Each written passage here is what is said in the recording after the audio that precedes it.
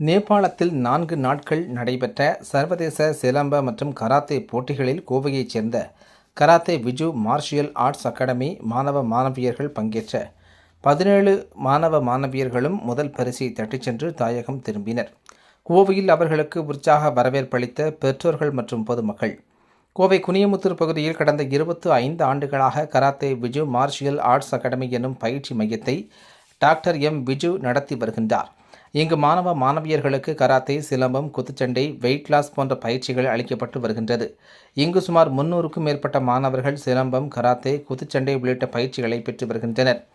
மேலும் 100க்கும் மேற்பட்ட மாணவர்களை போட்டிகளுக்கு தயார் செய்து மாநில, மாவட்ட மற்றும் சர்வதேச அளவிலான போட்டிகளில் பங்கேற்க வைத்து வெற்றி பெற்றுள்ள அகாடமியாக இந்த பயிற்சி மையம் செயல்பட்டு வந்த நிலையில் கடந்த 8ஆம் தேதி முதல் 12ஆம் தேதி வரை நேபாளத்தில் சர்வதேச ஒலிம்பிக் கமிட்டி ஒருங்கிணைப்பில் விளையாட்டு மற்றும் செயல்பாட்டு மேம்பாட்டு அறக்கட்டளை சார்பாக போக்ரா மைதானத்தில் சர்வதேச அளவில் கராத்தே மற்றும் சிலம்ப போட்டிகள் நடைபெற்றது. இந்த போட்டிகளில் கலந்து கொள்ள கராத்தே விஜு மார்ஷியல் ஆர்ட்ஸ் அகாடமியில் பயிலும் மாணவர்கள் 17 பேர், master doctor Viju, master Mahalakshmi, master Kaliyappan, பயிற்சியாளர்கள் விஷ்ணு மற்றும் விஷால் ஆகியோருடன் சென்று அங்கு நடைபெற்ற சர்வதேச போட்டிகளில் கலந்து கொண்டு 17 பேரும் முதல் பரிசை தட்டிச் சென்றனர். அவ்வாறு வெற்றி பெற்ற 17 மாணவர்களும் பேருந்து மார்க்கமாக நேற்று கோவை திரும்பினர். இவர்களுக்கு காந்திபுரம் பகுதியில் பெற்றோர்கள், பொதுமக்கள் சார்பாக உற்சாக வரவேற்பு அளிக்கப்பட்டது.